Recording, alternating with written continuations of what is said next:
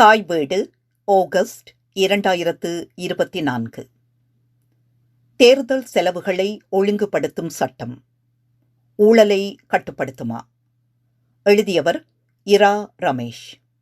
வாசிப்பவர் ஆனந்தராணி பாலேந்திரா.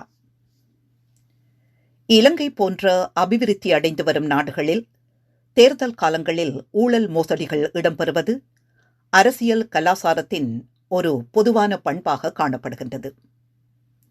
தேர்தல் காலங்களில் வேட்பாளர்கள் மற்றும் அரசியல் கட்சியை சார்ந்தவர்கள் கோடிக்கணக்கான ரூபாய் பணத்தை செலவு செய்து தேர்தலில் வெற்றி பெறுவது, வாக்காளர்களை பணம் கொடுத்து வாங்குவது, பொருட்களை பகிர்ந்தளிப்பது, அரச சொத்துக்களை துஷ்பிரயோகம் செய்வது, வன்முறைகளில் ஈடுபடுவது போன்ற இன்னோரன்ன ஒழுக்கத்துக்கு புறம்பான வழிமுறைகளூடாக பதவிக்கு வருவதை நாம் இலங்கை, இந்தியா, பங்களாதேஷ் போன்ற அபிவிருத்தி அடைந்து வரும் பல நாடுகளிலே காண முடியும்.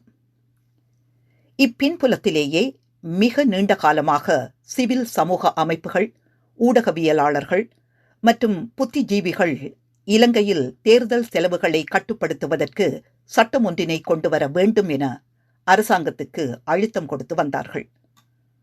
ஆயினும் அதற்கு சாதகமானதொரு பதிலை அரசாங்கம் நீண்ட காலம் வழங்கவில்லை. அரசியல்வாதிகள் தனது தேர்தல் செலவுகளை கட்டுப்படுத்துவதற்கு சட்டம் ஒன்று கொண்டுவரப்படுவதை விரும்பவில்லை என்பதே யதார்த்தமாகும். அது அவர்களுடைய வெற்றியின் சாத்தியப்பாட்டை தடுத்துவிடும் என்ற அச்சம் அவர்கள் மத்தியில் காணப்படலாம். இலங்கையில் தேர்தல் செலவுகளை கட்டுப்படுத்தும் சட்டம் ஒன்று நீண்ட காலம் இல்லாத காரணத்தினால் சட்டத்துக்கு புறம்பான, தகுதியில்லாத தொழில்களில் ஈடுபடுகின்ற, பாராளுமன்ற அரசியலுக்கு பொருத்தமற்ற பலர் தமது பணம் மற்றும் ஆள் பலத்தை பயன்படுத்தி பாராளுமன்றத்துக்கும் ஏனைய அரசியல் நிறுவனங்களுக்கும் மக்கள் பிரதிநிதிகளாக தெரிவு செய்யப்படுகின்ற நிலைமை நாட்டில் ஏற்பட்டுள்ளது. இத்தகைய நடைமுறைகளே நாட்டினுடைய தற்போதைய நிலைமைக்கும், ஊழல் மோசடிகளுக்கும், அரசாங்கத்தின் தோல்விக்கும், தவறான கொள்கைகளுக்கும் காரணம் என்பதனை நாம் நினைவில் கொள்ள வேண்டும். மக்கள் பணத்திற்காக, பொருட்களுக்காக வாக்களித்தமையும் மற்றும் தவறான அரசியல்வாதிகளை பாராளுமன்றத்திற்கு தெரிவு செய்தமை என்பன இலங்கையில் தோல்வியடைந்த அரசு ஒன்று உருவாகுவதற்கு அடிப்படையாக அமைந்த காரணிகளாகும். நாட்டின் தற்போதைய வங்குரோத்து நிலைமைக்கு இதுவே பிரதான காரணம் என பலர் வாதிடுகின்றனர். 1978ஆம் ஆண்டு அரசியலமைப்பு அறிமுகப்படுத்தப்பட்ட பின்னர் தேர்தல் செயன்முறையில் ஊழல் மோசடிகள் மிக வேகமாகவே அதிகரித்துள்ளன. 1978ஆம் ஆண்டு அரசியலமைப்பின் கீழ் விகிதாசார தேர்தல் முறை அறிமுகப்படுத்தப்பட்டது.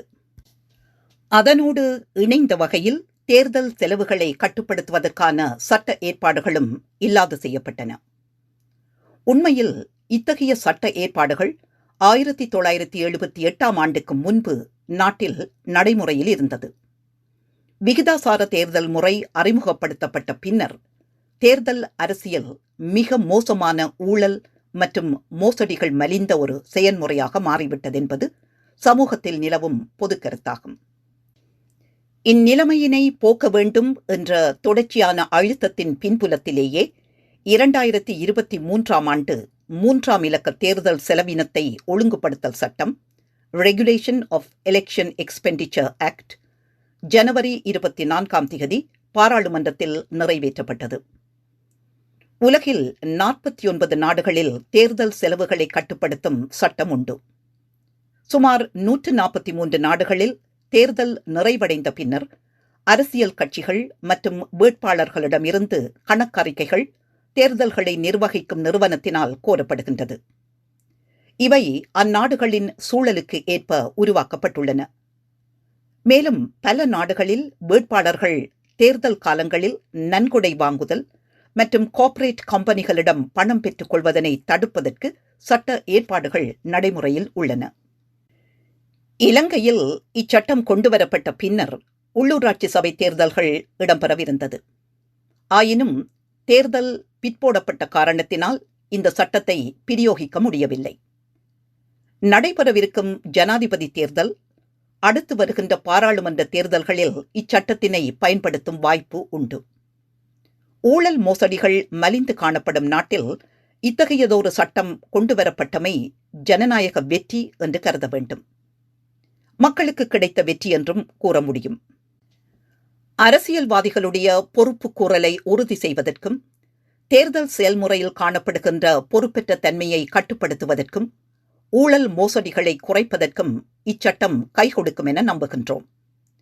இச்சட்டத்தினுடைய உள்ளடக்கம் மற்றும் அதன் முக்கியத்துவம் பற்றிய சில அறிமுக குறிப்புகளை வழங்குவதே இக்கட்டுரையின் நோக்கமாகும். தேர்தல் செலவுகளை ஒழுங்குபடுத்தல் சட்டத்தின் முக்கியத்துவம். இலங்கை பிரஜைகள் தேர்தல் செலவுகளை ஒழுங்குபடுத்தும் சட்டத்தை பற்றி அறிந்திருப்பதும் அதனை பயன்படுத்துவதும் தேர்தல் காலங்களில் அரசியல்வாதிகளின் பணச்செலவை கட்டுப்படுத்த உதவும் என அண்மையில் தேர்தல் ஆணையாளர் நாயகம் திரு சமன் ரத்நாயக்கா அவர்கள் குறிப்பிட்டார். இதனை எமக்குள்ள ஒரு கூட்டு பொறுப்பாக கருத வேண்டும். தேர்தல் காலங்களில் அதிகளவில் கருப்பு பணம் பயன்படுத்தப்படுவதாக தொடர்ச்சியான குற்றச்சாட்டு காணப்படுகின்றது. தேர்தல் செலவீனத்தை கட்டுப்படுத்தாவிட்டால் அரசியல்வாதிகள் பதவிக்கு வந்த பின்னர் பொதுமக்களுடைய நலன்கள், கோரிக்கைகள் மற்றும் வாக்குறுதிகளை மறந்துவிட்டு தான் தேர்தல் காலத்தில் செலவு செய்த பணத்தை மீட்டெடுப்பதற்கான செயற்பாடுகளை முன்னெடுப்பர் என்பதனை நாம் கடந்த காலங்களில் அவதானித்தோம்.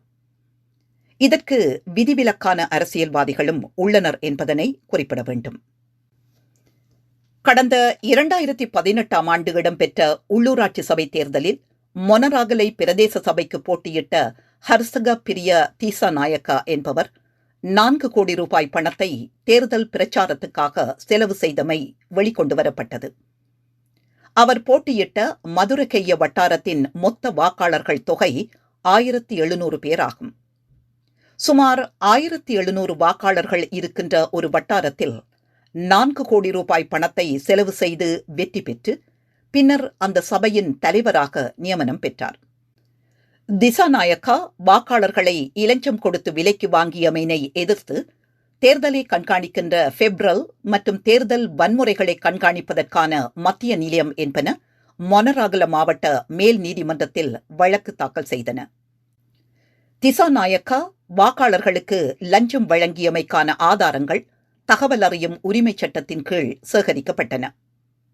போதிய சாட்சியங்கள் இருந்தமையால் மொனராகலை மாவட்ட மேல் நீதிமன்றத்தின் நீதிபதி திசாநாயக்காவை பதவியிலிருந்து நீக்குமாறு வரலாற்று முக்கியத்துவம் வாய்ந்த தீர்ப்பொன்றினை வழங்கினார்.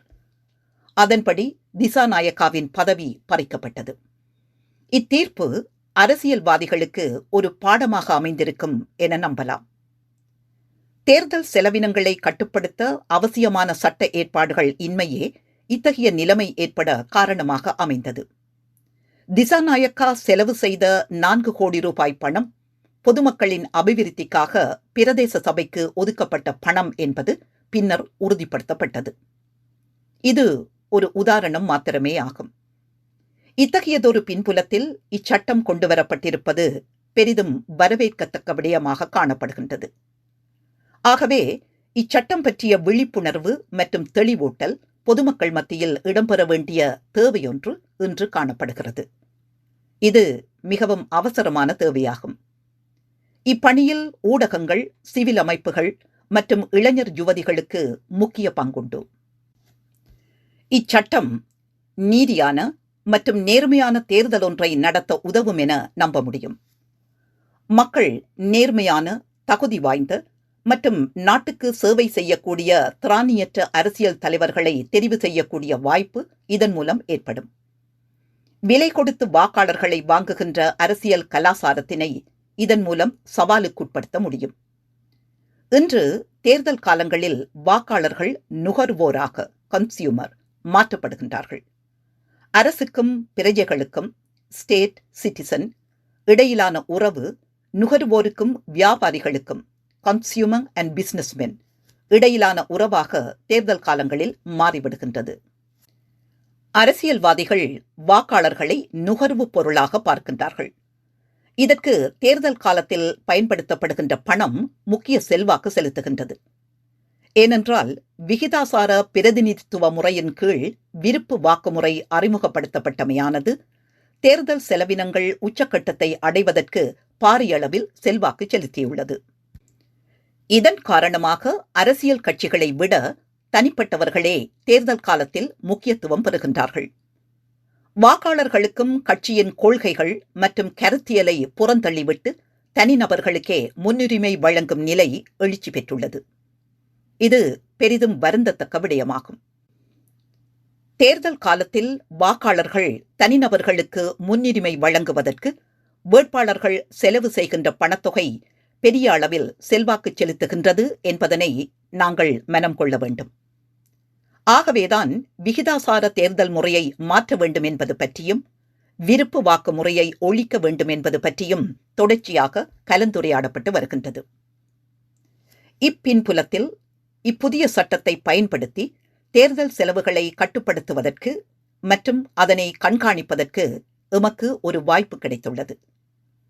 அரசியல்வாதிகள் தேர்தல் பிரச்சாரத்துக்காக மேற்கொள்ளும் சகல கூட்டங்களை நடாத்துதல், பதாதைகள், போஸ்டர், துண்டு பிரசுரம், விளம்பரங்கள், போக்குவரத்து, இசை நிகழ்ச்சி, மேடைகளை அமைத்தல், உணவு, பொருட்களை பகிர்ந்தளித்தல் உள்ளிட்ட செலவுகளையும் நாம் கண்காணித்து அந்த தகவல்களை தேர்தல் ஆணைக்குழுவுக்கு வழங்க முடியும். ஒரு வேட்பாளருக்கு அவருடைய நண்பர் ஒருவர் 20 நாளைக்கு தமது சொந்த வாகனத்தை தேர்தல் பிரச்சாரத்துக்கு பயன்படுத்துவதற்கு வழங்கியிருந்தால் அது குறித்த விவரங்களை கூட குறிப்பிட வேண்டும்.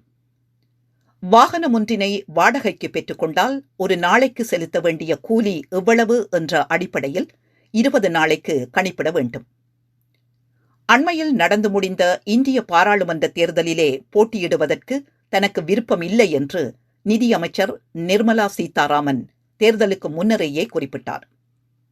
ஊடகவியலாளர்கள் ஏனென்று கேட்டபோது தேர்தல் செலவுகளை தன்னால் ஈடு செய்ய முடியாது, அந்த அளவுக்கு தன்னிடம் நிதி வசதி இல்லை என குறிப்பிட்டார். இலங்கையிலும் இந்நிலைமையே காணப்படுகின்றது. சாதாரண குடும்ப பின்புலத்தைச் சேர்ந்த தகுதி வாய்ந்த மற்றும் திறமையுடைய ஒரு நபரால் எமது நாட்டில் தற்போது இருக்கின்ற தேர்தல் முறையில் அல்லது மோசடி கலாசாரத்தில் போட்டியிட்டு வெற்றி பெறுவது கடினமானது. அதற்கு பிரதான காரணம் தேர்தல் செலவு என்பதனை நாம் புரிந்து கொள்ள வேண்டும். இந்நிலைமையானது பிரதிநிதித்துவ ஜனநாயகத்தின் மீதும் பாராளுமன்ற அரசியல் மீதும் இலங்கை பிரஜைகள் மத்தியில் பாரிய அவநம்பிக்கை ஏற்படுவதற்கு வழி செய்துள்ளது. மாற்றுக் கொள்கைக்கான நிலையம் 2024ஆம் ஆண்டு மேற்கொண்ட ஆய்வொன்றில் பாராளுமன்றத்தின் மீது 20% மக்களும் அரசியல் கட்சிகளின் மீது 19% மக்களும் நம்பிக்கை வைத்திருப்பது வெளிக்கொண்டு வரப்பட்டது. இந்நிலை தொடர்ந்தால் ஆபத்தான விளைவுகள் எதிர்காலத்தில் உருவாகலாம். ஜனநாயகத்தின் மீதான தாக்குதலாக சிலர் இதனை வியாக்கியானம் செய்கின்றார்கள். தேர்தல் செலவினை தீர்மானிப்பது எப்படி? இச்சட்டம் தேர்தல் செலவுகளை வரையறை செய்யும் அதிகாரத்தினை தேர்தல் ஆணைக்குழுவுக்கு வழங்குகின்றது. அதன்படி கடந்த ஆண்டில் இடம்பெற இருந்த உள்ளூராட்சி தேர்தலுக்கு தேர்தல் செலவு எவ்வாறு நிர்ணயிக்கப்பட்டது என்பதனை நாம் விளங்கிக் கொள்வது அவசியமாகும். ஒரு குறிப்பிட்ட பிரதேச சபை பிரிவுக்குள் வாழுகின்ற மொத்த வாக்காளர்களை அடையாளம் கண்டு அதில் ஒரு வாக்காளருக்கு 20 ரூபாயை ஒரு வேட்பாளர் செலவிட முடியும் என்பதனை தேர்தல் ஆணைக்குழு தீர்மானித்தது. உதாரணமாக, ஒரு குறிப்பிட்ட பிரதேச சபை எல்லைக்குள் 20,000 வாக்காளர்கள் இருப்பார்களாயின் தலா 20 ரூபாய் என்ற அடிப்படையில் 20,000 வாக்காளர்களுக்கு வேட்பாளர் ஒருவர் செலவு செய்ய முடியும். இதுவே இந்த தேர்தல் செலவுக்கான வரையறை என்பதனை தேர்தல் ஆணைக்குழு தெரிவித்தது. தேர்தல் செலவுகளை ஆணைக்குழு நிர்ணயிக்கின்ற போது தேர்தல் தொகுதியின் புவியியல் பிரதேசம் மற்றும் சனத்தொகை செறிவை கவனத்தில் எடுக்கின்றது. அந்த வகையில் பாராளுமன்ற, மாகாண சபை மற்றும் ஜனாதிபதி தேர்தல்களுக்கு இச்சட்டத்தின் கீழ் தேர்தல் செலவு நிர்ணயிக்கப்படும். வேட்பு மனுக்களை தாக்கல் செய்து 5 நாட்களுக்குள் கட்சியினுடைய செயலாளர்களை மற்றும் சுயாதீன குழுக்களின் தலைவர்களை அழைத்து தேர்தல் ஆணைக்குழு தேர்தல் செலவின் எல்லையை தீர்மானிக்கின்ற அதிகாரத்தை கொண்டுள்ளது. தேர்தல் முடிவடைந்து 21 நாட்களுக்குள் சகல அரசியல் கட்சிகளும் சுயேட்சை குழுக்களும் தேர்தல் ஆணைக்குழுவில் அல்லது அந்தந்த மாவட்டத்தில் இருக்கின்ற தெரிவத்தாட்சி அலுவலர் காரியாலயத்தில் சென்று செலவு தொடர்பான அறிக்கையினை ஒப்படைக்க வேண்டும். அவ்வறிக்கையில் ஒவ்வொரு வேட்பாளரும் பயன்படுத்திய சொந்த நிதி எவ்வளவு, தமக்கு உள்நாட்டில் நன்கொடையாக கிடைக்கப்பெற்ற நிதி எவ்வளவு, பரிசாக கிடைக்கப்பெற்றவை, வங்கி வைப்புகள் எவ்வளவு போன்ற எல்லா விவரங்களையும் உள்ளடக்கியதாக கணக்கறிக்கைகளை ஆணைக்குழுவுக்கு வழங்க வேண்டும். கணக்கறிக்கைகளில் பொய்யான தகவல்கள் உள்ளடக்கப்பட்டிருப்பது போதிய ஆதாரங்களுடன் நீதிமன்றத்தில் உறுதிப்படுத்தப்பட்டால், குறித்த பிரதிநிதியின் குடியியல் உரிமைகள் மற்றும் அரசியல் உரிமைகள் 3 ஆண்டுகளுக்கு பறிக்கப்படும். அந்த 3 ஆண்டுகளுக்கு குறித்த நபர் வாக்களிக்கவோ தேர்தலில் போட்டியிடவோ முடியாது. மேலும் அவர் ஏதேனும் ஒரு அரசியல் நிறுவனத்திற்கு தெரிவு செய்யப்பட்டிருந்தால் அந்த பதவியிலிருந்து நீக்கப்படுவார் என்பதையும் இந்த சட்டம் குறிப்பிடுகின்றது. அத்துடன் ஏனைய தேர்தல் சட்ட ஏற்பாடுகளுக்கு அமைய அபராதமும் விதிக்கப்படும். தேர்தல் செலவுகளில் மோசடிகள் நடைபெறுகின்ற பட்சத்தில் அல்லது பொய்யான தகவல்கள் வழங்கப்படும் போது அது தொடர்பாக போலீசில் முறைப்பாடு செய்யப்பட்டு அத்தகைய முறைப்பாடுகள் நீதிமன்றத்திற்கு கொண்டு செல்லப்படும். இச்சட்டம் அரச சொத்துக்களை பயன்படுத்துவதை தடை செய்கின்றது. அத்தோடு சர்வதேச நன்கொடைகளை மற்றும் வெளிநாட்டில் இருப்போரிடமிருந்தும் உறவினர், நண்பர்கள், வர்த்தகர்கள், கம்பெனிகள் பரிசுப் பொருட்களை வாங்குவதனையும் தடை செய்கின்றது. அது மட்டுமல்லாது பெயர் குறிப்பிடப்படாத நபர்கள் எந்த ஒரு அரசியல் கட்சிக்கோ அல்லது வேட்பாளருக்கோ அல்லது சுயேட்சை குழுவுக்கோ நன்கொடை அல்லது பரிசுப் பொருட்களை வழங்க முடியாது என்பதையும் இச்சட்டம் தெளிவாக குறிப்பிடுகிறது. அரசியல்வாதிகளுக்கு தேர்தல் காலங்களிலே வங்கிகளிலே வைப்பீடு செய்யப்படுகின்ற அனைத்து பண விவரங்களும் தேர்தல் செலவினத்தில் உள்ளடக்கப்பட வேண்டும் என்று இச்சட்டத்தில் குறிப்பிடப்பட்டுள்ளது. தேர்தல் செலவு தொடர்பான கணக்கறிக்கைகளை பொதுமக்கள் பார்வையிட முடியுமா? தேர்தல் தொடர்பான எல்லா செலவுகளையும் ஆவணப்படுத்தி சரியான கணக்கறிக்கையை தயாரித்து அதனை கட்சியின் செயலாளர்கள் உறுதி செய்து பின்னர் சமாதான நீதிவானின் சான்றிதழுடன் 21 நாட்களுக்குள் தேர்தல் ஆணைக்குழுவில் சமர்ப்பிக்க வேண்டும். அதன் பின்னர் கணக்கறிக்கை சமர்ப்பிக்கப்பட்ட தினத்திலிருந்து 10 நாட்களுக்குள் கணக்கு விவரங்களை பொதுமக்கள் பார்வையிட முடியும் என்ற தகவலை இலங்கையில் வெளிவருகின்ற பிரதான பத்திரிகைகளில் தமிழ், சிங்களம், ஆங்கில ஆணைக்குழு பிரசுரிக்கும். பொதுமக்கள் மாவட்ட தெரிவத்தாட்சி அலுவலர் அல்லது தேர்தல் ஆணைக்குழுவுக்கு சென்று அவற்றை பார்வையிடலாம், பரிசோதிக்கலாம். அதன் மூலம் பொதுமக்கள் இக்கணக்குகளில் உள்ள குறைபாடுகள், தவறுகள், மோசடிகள் மற்றும் ஏனைய பிரச்சினைகள் பற்றி தெரிந்து கொள்ள மற்றும் அவற்றை அம்பலப்படுத்துவதற்கான வாய்ப்பும் கிடைக்கப்பெறுகின்றது. அரசியல் கட்சிகள் 21 நாட்களுக்குள் இந்த தகவல்களை வழங்காவிட்டால் அது சட்டத்துக்கு புறம்பான விடயமாகும். அது தொடர்பாக சட்ட நடவடிக்கைகளை எடுப்பதற்கான ஏற்பாடுகளையும் இச்சட்டம் வழங்குகின்றது என்பதனையும் நினைவில் கொள்ள வேண்டும். உண்மையில் இத்தகையதொரு சட்டம் வெற்றிகரமாக நடைமுறைப்படுத்தப்பட வேண்டுமாக இருந்தால் உலக அனுபவத்தை அடிப்படையாக கொண்டு பார்க்கின்ற பொழுது வினைத்திறன் மிக்க அமுலாக்க நிறுவனம் ஒன்று அவசியமாகும். Effective enforcement. தேர்தல் ஆணைக்குழுவால் மாத்திரம் இந்த காரியத்தை தனித்து செய்ய முடியாது. ஆணைக்குழு குறைந்த அளவிலான மனித மற்றும் நிதிவளம் மற்றும் ஏனைய மட்டுப்பாடுகளை கொண்டுள்ளது. ஆகவேதான் தேர்தல் ஆணைக்குழு இச்செயற்பாட்டினை ஏனைய பல நிறுவனங்களோடு இணைந்து செய்ய முற்படுகின்றது. அந்த வகையில் சட்டமா அதிபர் காரியாலயம், கணக்காய்வாளர் காரியாலயம், தேசிய போலீஸ் ஆணைக்குழு, உள்நாட்டு இறைவரி திணைக்களம், மனித உரிமை ஆணைக்குழு, தேர்தல்களை கண்காணிக்கின்ற அமைப்புகள், இலங்கை சட்டத்தரணிகள் சங்கம், இலங்கையின் ஊழலுக்கு எதிரான ஆணைக்குழு, பொதுச்சேவை ஆணைக்குழு, பொது நிர்வாக மற்றும் உள்நாட்டு அலுவல்கள் அமைச்சு என பல அமைப்புகளோடு சேர்ந்து இந்த சட்டத்தை நடைமுறைப்படுத்துவதற்கு தேர்தல் ஆணைக்குழு திட்டங்களை வகுத்து வருகின்றது. தேர்தல் காலங்களில் அரசியல்வாதிகள் செய்கின்ற செலவுகளை கண்காணிப்பதற்கான ஒரு பொறிமுறையினையும் தேர்தல் ஆணைக்குழு சிவில் அமைப்புகளின் உதவியுடன் தயாரித்து வருவதனை அறிய முடிகின்றது. இவை நடைமுறைக்கு வருகின்ற பொழுது இந்த ஆண்டில் நடக்கவிருக்கின்ற தேர்தல்களில் தேர்தல் செலவுகளை ஒரு குறிப்பிட்ட அளவுக்காவது கட்டுப்படுத்துவதற்கான வாய்ப்பு கிட்டும். முழுமையான வெற்றியை பெற முடியாவிட்டாலும் கூட ஒரு குறிப்பிட்ட அளவுக்கு செலவினங்களை கட்டுப்படுத்துவதற்கும் ஊழல் மோசடிகளை குறைப்பதற்குமான வாய்ப்பு கிடைக்கும் என நம்பலாம். இச்சட்டத்தில் குறிப்பிடப்பட்டுள்ள தண்டனைகள் மிகவும் இறுக்கமானதாக இருப்பதனால் அரசியல்வாதிகள் அல்லது வேட்பாளர்கள் மத்தியில் இச்சட்டம் ஒரு வகையான அச்சத்தை ஏற்படுத்தக்கூடிய வாய்ப்பு இருக்கின்றது.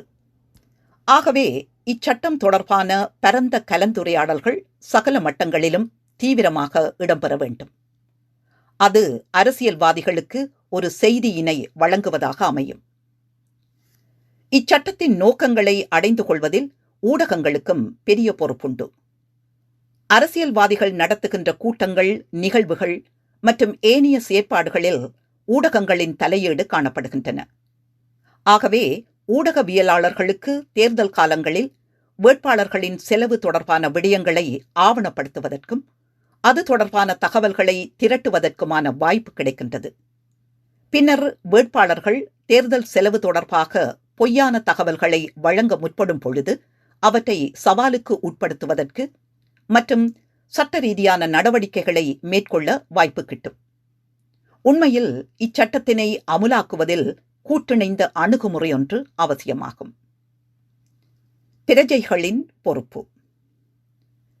இச்சட்டம் சாதகமான பெறுபேறுகளை பெற்றுத்தர வேண்டுமாயின் துடிப்புமிக்க அல்லது செயலூக்கமுள்ள பிரஜைகள், ஆக்டிவ் சிட்டிசன்ஸ் அவசியமாகும். பிரஜைகளின் பங்களிப்பும் ஆதரவும் இல்லாமல் இச்சட்டத்தை அமுல்படுத்துவது கடினமான காரியமாகும். தேர்தல் தொகுதிகளின் அடிப்படையில் கட்சி அரசியலுக்கு அப்பால் நின்று தன்னார்வ குழுக்களை உருவாக்குவதன் மூலம் இச்சட்டத்தின் பயன்களை பெற்றுக்கொள்ள முடியும். அது தேர்தல் செலவுகளை கண்காணிக்க மற்றும் தகவல்களை திரட்ட முடியும். இந்த சட்டத்தினை மதிக்காது மோசடி செய்வோரை, பொய்யான தகவல்களை முன்வைப்போரை ஊடகங்களின் வாயிலாக அம்பலப்படுத்த வேண்டும். அதேபோன்று மோசடிக்காரர்களின் தேர்தல் செலவு தொடர்பான விவரங்களை தகவல் அறியும் உரிமைச் சட்டத்தை பயன்படுத்தி பெற்றுக்கொள்வதற்கு நாம் முயற்சிக்க வேண்டும். அதேவேளை இச்சட்டம் பற்றிய தெளிவினை ஏற்படுத்த சமூக ஊடகங்களை வினைத்திறன்மிக்க வகையில் பயன்படுத்துவது, இளைஞர்களை அதற்காக அணி திரட்டுவது மற்றும் சட்டம் பற்றி சிறு அறிவூட்டல் வீடியோ பதிவுகளை சமூக ஊடகங்களில் பகிர்வது என்பன இன்றைய சூழலில் பயனுள்ள செயற்பாடுகளாக அமையும்.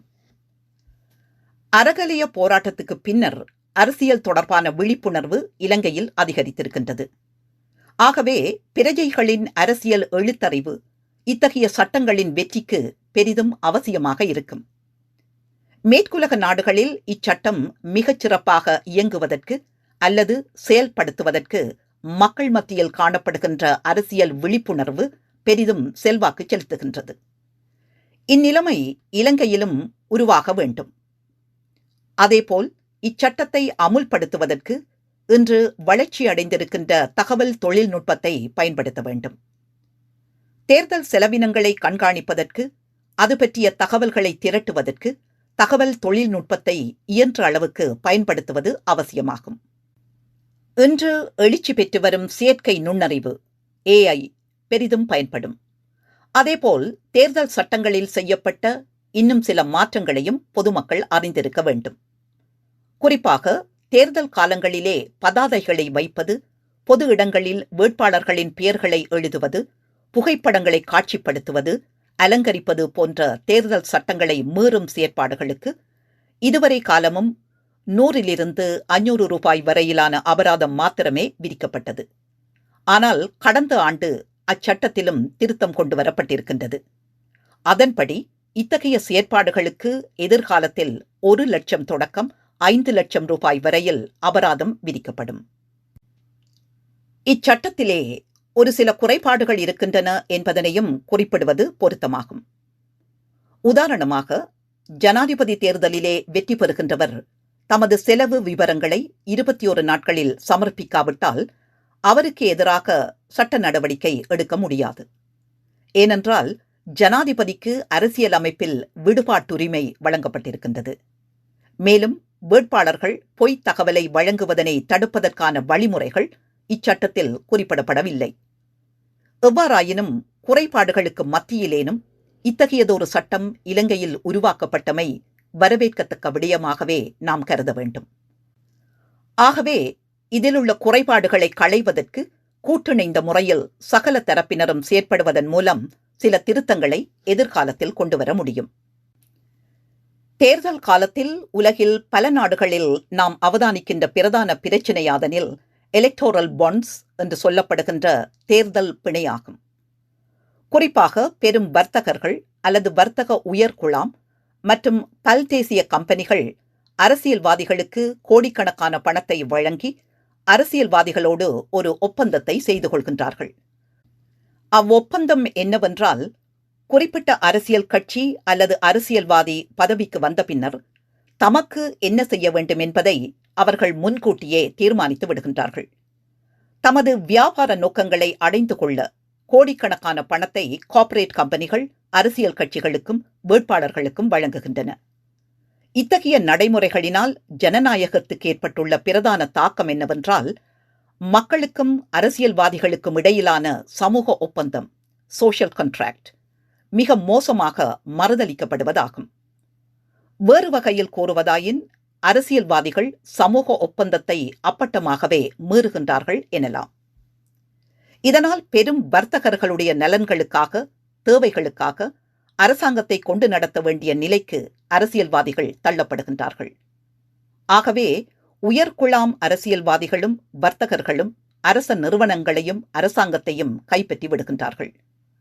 தமக்கேற்ற வகையில் கொள்கைகளை உருவாக்கிக் கொள்வதற்கு அரசாங்கத்தை பயன்படுத்துகின்றார்கள்.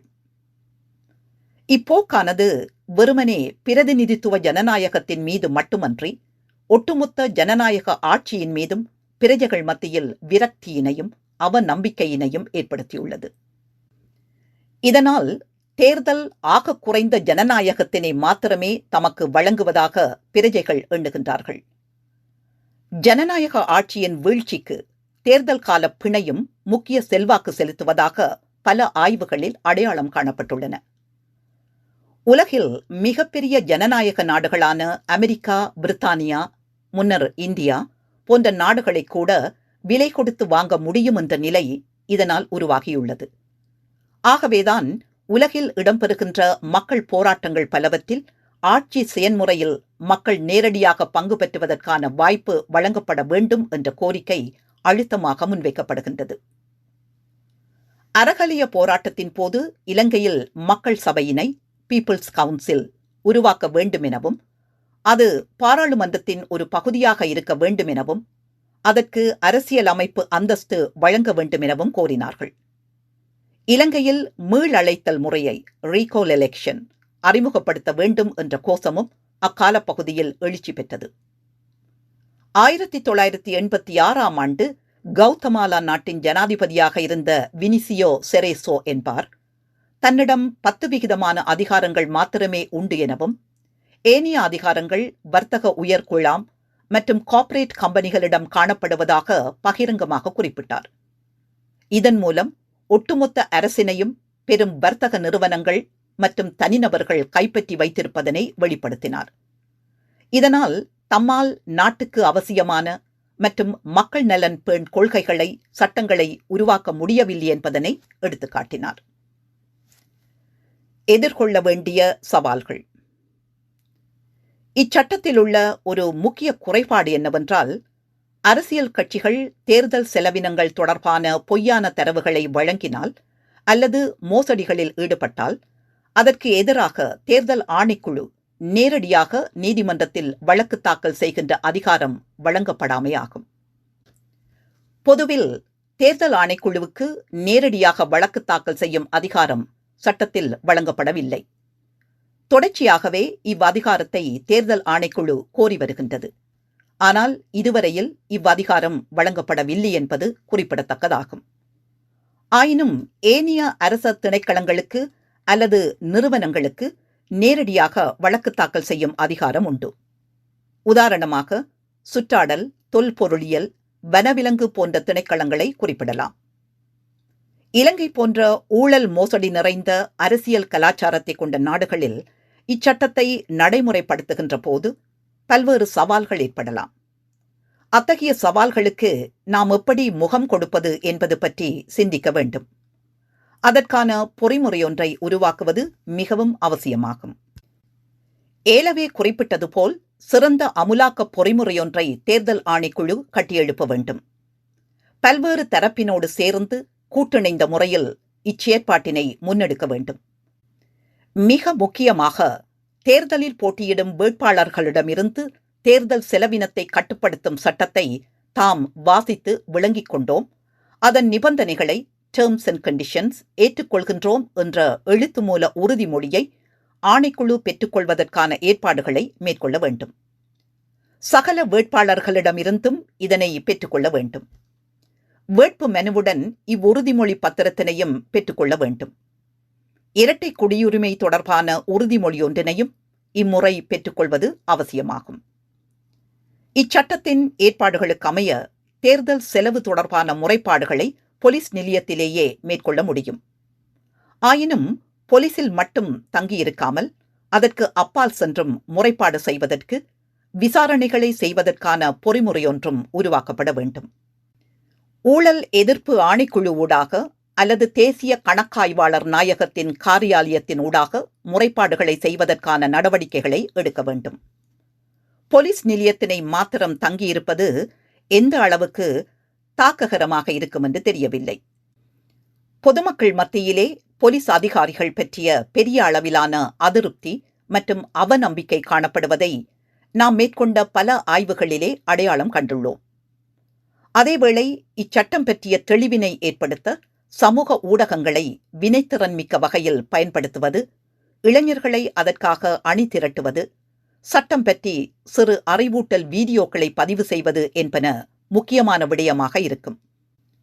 விகிதாசார பிரதிநிதித்துவ முறை இந்த நாட்டிலே அறிமுகப்படுத்தப்பட்டு 46 ஆண்டுகள் கடந்துவிட்டன.